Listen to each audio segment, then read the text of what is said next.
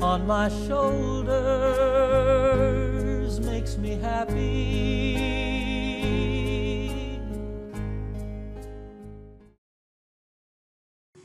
Ya, mari kita lanjutkan terkait pembahasan ilmu dasar yang mendukung SIG, ya, yang mendukung GIS.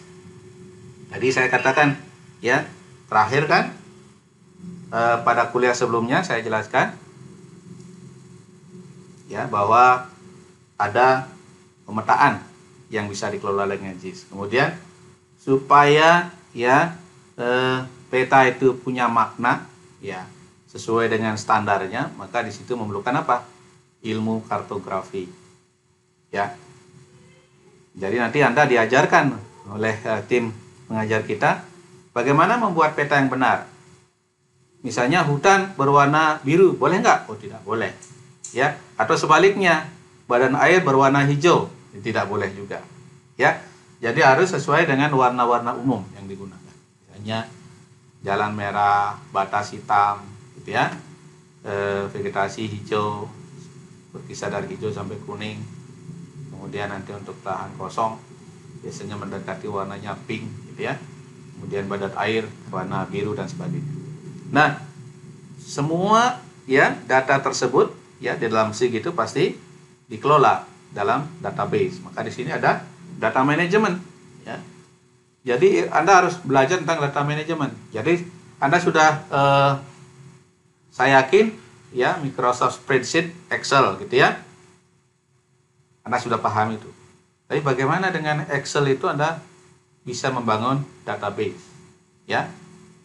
Karena kalau database itu akan mudah dilakukan link, ya, akan mudah dilakukan join, ya. Nanti tabel join, kenapa? Karena proses operasi spasial di dalam SIG, GIS ini adalah menggunakan join and remove join. Karena join itu sifatnya adalah menggabungkan dua tabel, tapi sifatnya temporer, tidak permanen. Sehingga nanti Anda tidak perlu menyimpan banyak, ya. Kemudian yang lain, matematika, ya, paling tidak logika boolean, ya, itu akan digunakan, ya. Misalnya jika 0 N1 maka hasilnya 0, 1 N1 sama dengan 1, kan itu kan logika boolean, ya. Anda belajar itu paling tidak. Kenapa? Karena dalam proses overlay, subtraction, multiplication itu pasti menggunakan matematika, ya. Ditambah juga dengan teori peluang, maka juga Anda harus belajar menggunakan memahami ilmu statistika. Misalnya nanti untuk menghitung pola sebaran, ya, itu statistik di situ, ya. Penjumlahan, pengurangan biasa, perkalian itu matematika. Nah, kemudian tidak lupa juga yang paling penting juga, tidak kalah penting, supaya Anda bisa mengimplementasikan dari semua keinginan, ya, menggunakan teknologi SIG ini, maka Anda harus belajar tentang SIG. Tentang bahasa programming, ya. Bahasa yang sederhana aja gunakan. Ya. Jadi ini, ya, ini yang penjelasan yang tadi, ya, dari pemetaan, karena kita akan belajar sistem koordinat bumi, kartografi kita akan belajar tentang bagaimana layout peta, data manajemen, karena kita harus kenal dengan prinsip data manajemen, ada model basis data, hubungan relasional, query, key, kemudian matematika kita menggunakan logika boolean, statistika nanti kita menggunakan parameter, pengubah dan pembangunan model, dan programming, misalnya lakukan searching, ya, query, ya, dan membuat model matematis. Ya. Berikutnya adalah terkait dengan pemetaan, ya. Jadi Anda mungkin sudah tahu, gitu ya, bahwa, ya, peta adalah informasi berupa gambar yang ada di permukaan bumi, yang disajikan pada selembar kertas atau file elektronik. Dan peta ini sudah punya skala tertentu. Dan kalau SIG atau GIS kan belum punya skala, ya, tapi dia mempunyai bisa mempunyai capability untuk menentukan skala berapa yang disajikan. Tentu saja skala ini sangat terkait dengan resolusi, ya. Oleh karena itu, SIG ini perlu pengetahuan tentang sistem koordinat, ya. Yang namanya bidang datar itu sampai jarak berapa yang disebut bidang datar? Misalnya 10 kilo, ya maksimum itu masih kita sebut dengan datar. Tapi kalau sudah dari sini sampai Jakarta sudah ada pengaruh kelengkungan bumi. Demikian juga kita harus memahami apa yang disebut dengan sistem proyeksi. Kalau di sistem proyeksi yang digunakan di Indonesia kan adalah sistem UTM, ya. Kita menggunakan UTM dengan datumnya WGS 84. Nah, nanti kita akan jelaskan. Nah, atau di Indonesia disebut dengan DGN 95, ya, datum geodesi nasional 95 Indonesia. Itu semuanya menggunakan konsep UTM, ya. Dan juga beberapa hal tentang proyeksi ya mestinya harus paham, ya. Nah, untuk UTM itu kita menggunakan bidang proyeksi dalam bentuk silinder, ya. Jadi sehingga sering orang mengatakan, ya, bahwa SIG itu adalah, ya, peta cerdas, ya, smart map, ya. Kalau yang konvensional, yaitu yang disajikan hanya dengan kertas, itu tidak bisa menampilkan data atribut secara otomatis. Tapi kalau dengan GIS, petanya kelihatan, atau kalau klik I atau I gitu, ya, itu kan keluar informasinya, ya. Kalau tutupan lahan, nanti tutupan lahannya keluar, namanya, luasnya keluar, kelilingnya keluar. Kalau ada informasi yang lain, misalnya petaknya di mana, itu juga akan kelihatan, ya. Juga demikian, dia akan kelihatan.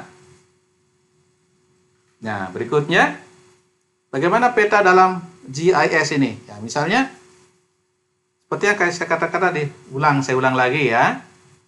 Karena peta itu adalah kumpulan sejumlah layer, ya. Jadi setiap layer hanya memiliki satu fitur dan satu jenis objek atau fenomena, ya. Seperti tadi, di sini ada layer jalan, penggunaan lahan, ya, kemudian batas administrasi, kemudian hidrografi, elevasi, gitu, ya, dan juga citra gambar, ya. Itu bisa demikian. Nah, jadi kemudian yang lain terkait dengan sistem proyeksi yang harus pahami, ya. Yang sini, ya, ini adalah proyeksi silinder. Di Indonesia menggunakan UTM, ya. Tapi posisinya adalah di Indonesia itu bukan normal tapi vertikal, ya. Ya. Kemudian proyeksi yang conical, ya, itu biasanya di radius kutub, dan juga proyeksi planar, ya, di negara-negara tertentu. Tapi kalau kita menggunakan cylindrical projection, ya, dengan nama UTM dengan posisi yang lintang, ya. Kemudian kartografi, ya, ini ilmu yang Anda harus pahami juga, ya, karena pada saat kita melakukan layout, ya, kita perlu memperhatikan apa? Norma, ya, norma peta, ya, baik yang di digital maupun di hard copy, ya. Kenapa? Supaya ada keseragaman. Jadi kita harus mengikuti norma penyajian skala sesuai dengan tema dan cakupan wilayah. Jadi misalnya aturannya dalam kartografi itu harus ada judul, legenda atau keterangan, sumber peta atau sumber layer, pembuatnya siapa, ya, dan sistem koordinatnya. Kalau misalnya menggunakan UTM, Anda harus menyebutkan zona berapa, ya. Nah, ini contoh, ya, contoh dari layout, ya. Misalnya di kehutanan, ini ada peraturan Dirjen Planologi, gitu, ya. Dirjen Planologi, ya. Dan Tata Lingkungan nomor 6 tahun 2017, ya, P6. Jadi ada juknisnya, penunjuk teknis dari penggambaran dan penyajian peta, ya, lingkungan hidup dan kehutanan,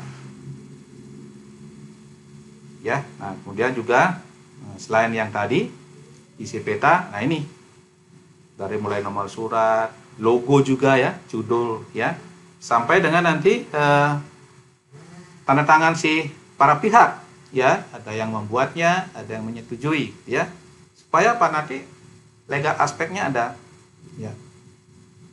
Ini contoh yang berlaku di kehutanan. Tapi Anda kalau di tempat lain Anda bisa menyesuaikan sesuai dengan kebutuhan. Tapi ada norma umum, ya, yang Anda harus patuhi. Nah, demikian juga simbol-simbol, ya. Nanti kalau simbol jalan tol, kemudian jalan arteri, ya, mana jalan kolektor, itu ada simbol-simbolnya yang Anda sesuaikan. Nah, demikian juga kalau Anda di unit izin usaha gitu, ya, atau KPH, Anda harus mengikuti ini juga. Standar umum, ya. Bagaimana dengan manajemen data? Nah, manajemen data itu, ya, seperti yang saya katakan tadi, walaupun Anda, ya, membuatnya dengan Microsoft Excel, tapi paling tidak, ya, layoutnya Anda buat mengikuti konsep basis data. Jadi kalau basis data itu biasanya khususnya yang digunakan di dalam SIG ini adalah menggunakan model data relasional. Jadi setiap kolom, ya, setiap kolom itu bisa berfungsi sebagai key. Jadi bentuk tabelnya adalah selalu 2 dimensi, ya. Jadi nggak boleh ada 3 dimensi, misalnya judul ada subjudul, nggak boleh ada gitu, ya. Jadi kenapa? Karena kolom ini menyatakan field. Jadi satu kolom ini adalah satu jenis data. Ya, di sini kalau misalnya teks saja, ya, kalau misalnya diameter yang dalam bentuk precision, double precision, diameter saja. Kemudian kalau ada juga yang interval, misalnya 0,8, 8,15 dan misalnya kelas lereng, itu bisa begitu. Atau bisa juga dengan link gambar. Jadi ingat, jadi field ini menyatakan, kolom-kolom ini menyatakan field. Jadi menggunakan model relasional, ya. Nah, sehingga di sini akan memudahkan melakukan operasi query maupun operasi boolean.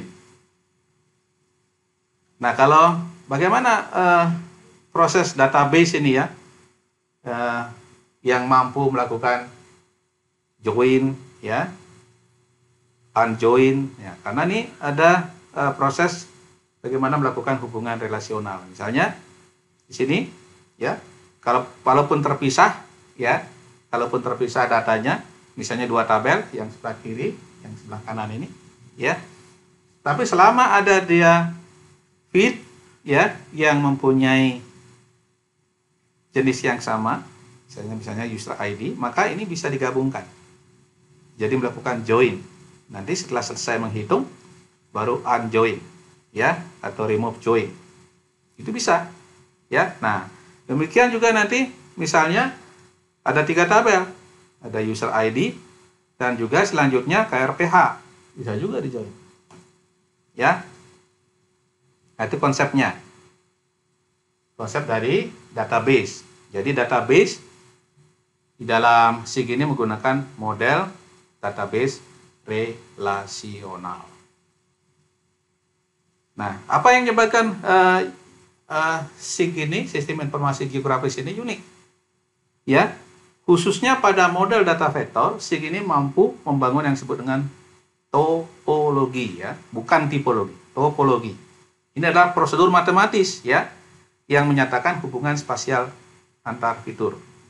Jadi dengan SIG kita paling tidak akan, setelah dibangun topologinya, maka paling tidak kita akan bisa melakukan analisis pertama, ya, connectivity, kedua adjacency, ya, atau contiguity, yang ketiga area definition.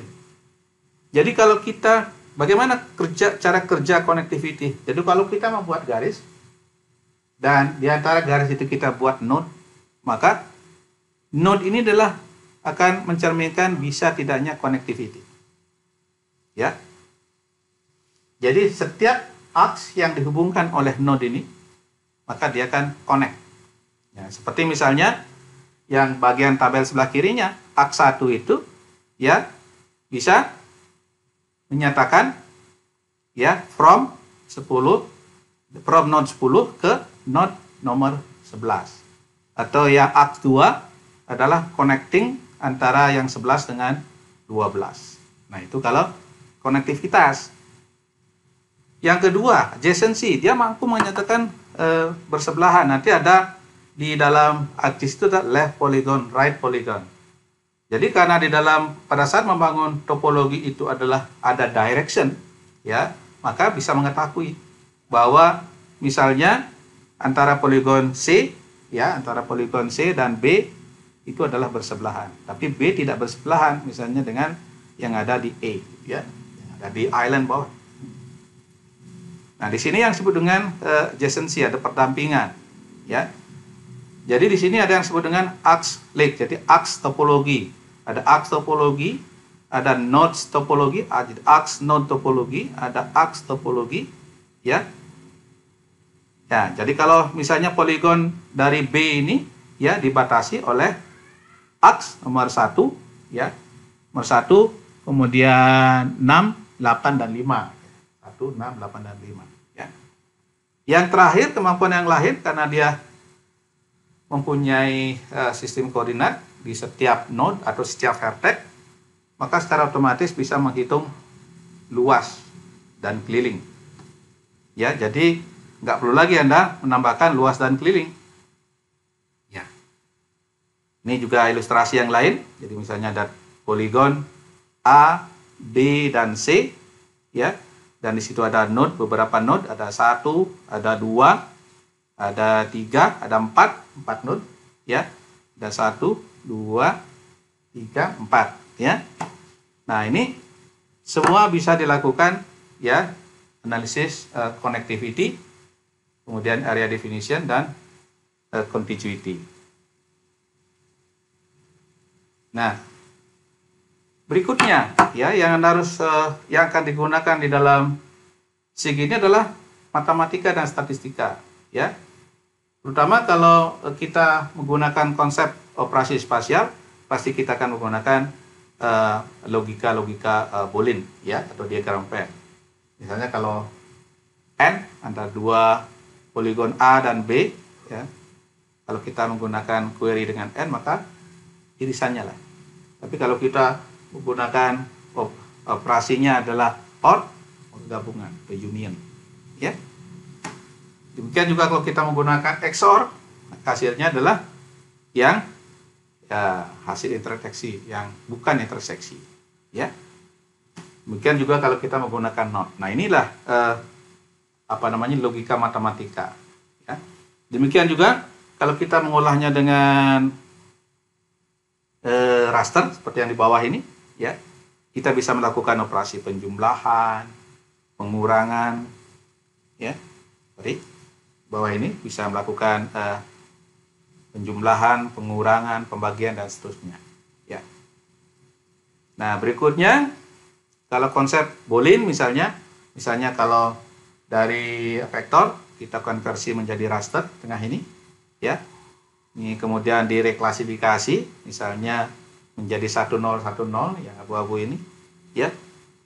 Kalau raster yang di atas dengan di tengah ini kita operasikan dengan N, maka hasilnya ini. Nah, tentu saja yang dua-duanya bernilai yang sama akan menghasilkan nilai yang sama. Jadi 1 menghasilkan 1. Ya. Kalau 1 0 menghasilkan 1 N 0 berarti 0. Atau putih di sini. Tapi akan beda hasilnya jika kita menggunakan OR. OR itu adalah gabungan. Jadi salah satu saja satu pasti menghasilkan 1, apalagi dua-duanya. Demikian juga kalau kita memahami tentang pemrograman, ya. Jadi pada saat kita misalnya ini salah satu, ya, menggunakan script, menggunakan bahasa Python, ya. Jadi akan sangat bermanfaat pada saat kita mempermudah pelaksanaan manipulasi dan analisis. Jadi nggak satu-satu kita menggunakan ax tool-nya, tapi kita buat sendiri, ya. Ya, menggunakan di situ ada kolom. Jadi kolom di dalam ini, di dalam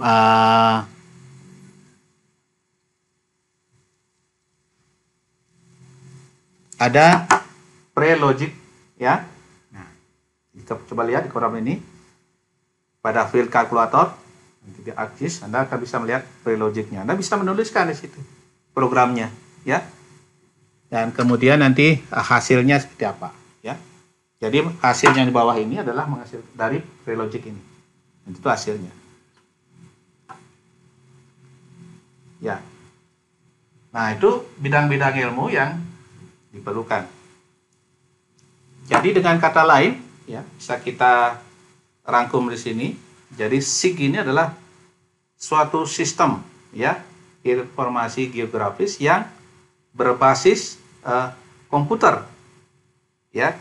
Jadi di sini berbasis komputer yang mempunyai 4 kemampuan atau 4 subsistem, mulai dari input data, kemudian data manajemen, manipulasi dan analisis sampai dengan output, ya.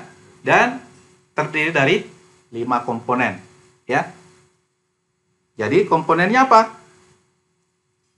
Nah, komponennya ada ini, ya. Ada software, hardware, basis data, ya. Kemudian orangnya, brainware-nya, personalnya, dan sekarang ini metode juga dimasukkan, ya. Jadi ingat, sistem informasi geografis bisa didefinisikan sebagai sebuah sistem, ya, yang berbasis komputer yang mempunyai 4 kemampuan dari mulai input, manajemen, analisis, manipulasi dan analisis sampai output, dan mempunyai 5 komponen, yaitu software, hardware, basis data, personal, brainware, dan metode. Dan di mana semua data yang digunakan adalah mempunyai referensi geografis. Itu definisinya, ya. Anda bisa tidak usah menghafal tapi pahami itu, ya. Jadi dengan kata lain, SIG terapan ini, ya, kita mulai dari pengukuran wilayah, ya, juga bisa bersumber dari remote sensing datanya, ya, ditambah dengan ilmu-ilmu GIS, ya. Nah, sehingga hasil rekaman, ya, dan hasil pengukuran nanti selanjutnya bisa diolah, ya. Ya, nanti GIS ini bisa seeing the whole, ya, bisa melihat keseluruhan. Anda bisa saja menganalisis seluruh dunia atau lokasi tertentu. Jadi managing place atau suatu unit misalnya KPH, ya. Itu GIS. Nah, bagaimana di kehutanan kan itu. Nah, semua poligon, garis itu pasti ada atributnya. Poligon, titik, garis, poligon itu semua bisa ditambahkan atribut. Nah, atribut itu bisa dilakukan menggunakan survei langsung atau menggunakan data-data yang tersedia. Misalnya itu data penduduk, kita tinggal join dengan data batas administrasi.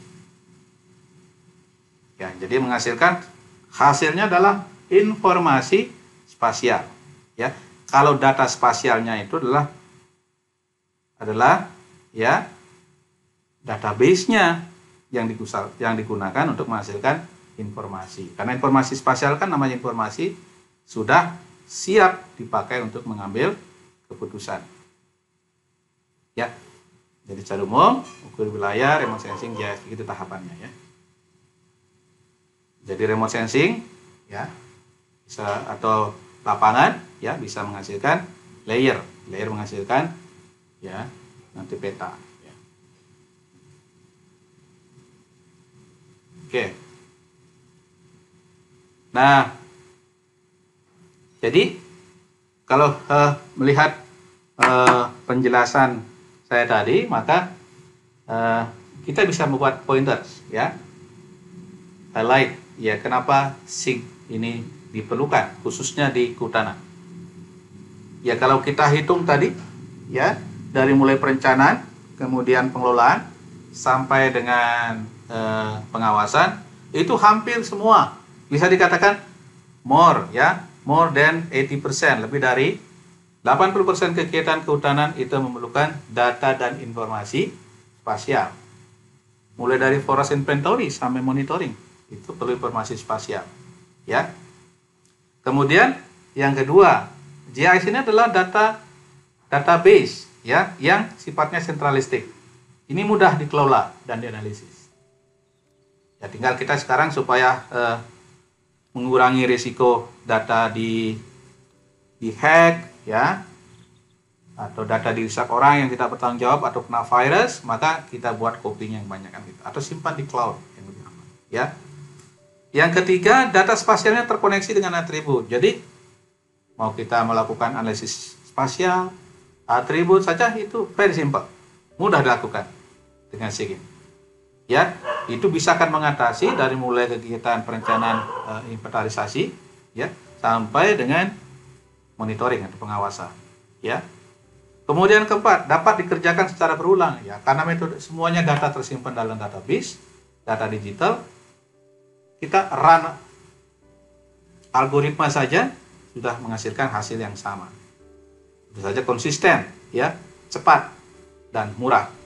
Ya, karena nggak bisa mengulang lagi. Beda, coba bayangkan Anda kalau manual menggambarnya. Zamannya saya menggunakan manual kertas kalkit, kalau salah ya harus ganti. Kemudian kelima, skala keluaran dapat dirubah sesuai kebutuhan. Jadi kalau ingin kita punya data yang resolusi 50.000, setara dengan 50.000, kita bisa menghasilkan peta yang 100.000, bisa yang 1 juta. Ya, itu dengan cepat. Ya. Kemudian yang lain, data spasial dan atributnya mudah diupdate. Ya, jadi misalnya datanya keliru, bisa dikoreksi, atau misalnya diperbaharui, bisa diupdate. Jadi dengan menambahkan field saja, jadi kegiatan monitoring perubahan tutupan hutan bisa dilakukan secara cepat. Ya, karena dikelola secara basis data. Yang terakhir, seperti yang saya katakan tadi, dia mempunyai keunikan topologi. Ya, jadi mampu mengetahui atau menentukan mana wilayah yang bersebelahan, mana yang terkoneksi apa tidak, ya. Kemudian juga sekaligus menghitung luas dan liling. Ya. Jadi saya kira demikian. Nanti untuk bahan-bahan bacaannya, baik yang hard copy maupun soft copy sekarang banyak yang ada, ya. Ada beberapa, silakan seperti ini, ada Richard, ada Jensen, Swain, Gonzales, ya. Dan sampai dengan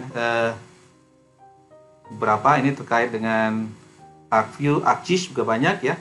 Aeronov itu tentang geographic information system. Yang lain nanti akan dilengkapi. Nah, yang terakhir, yang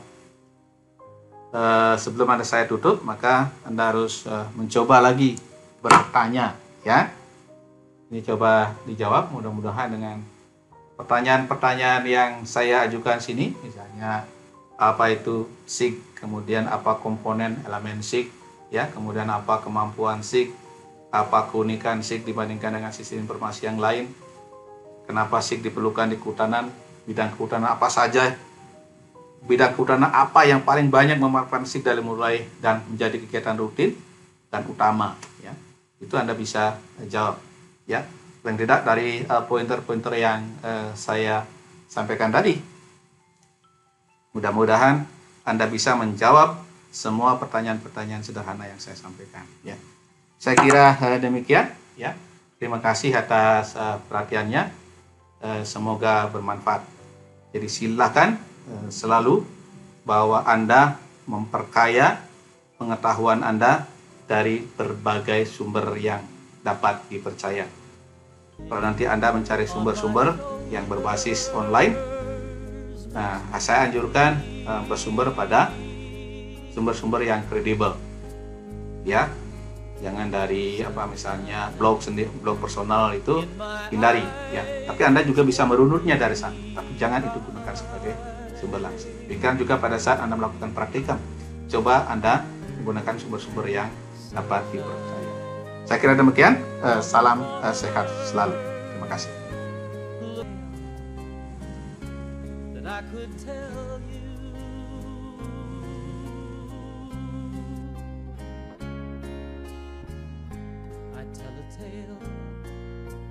Sure.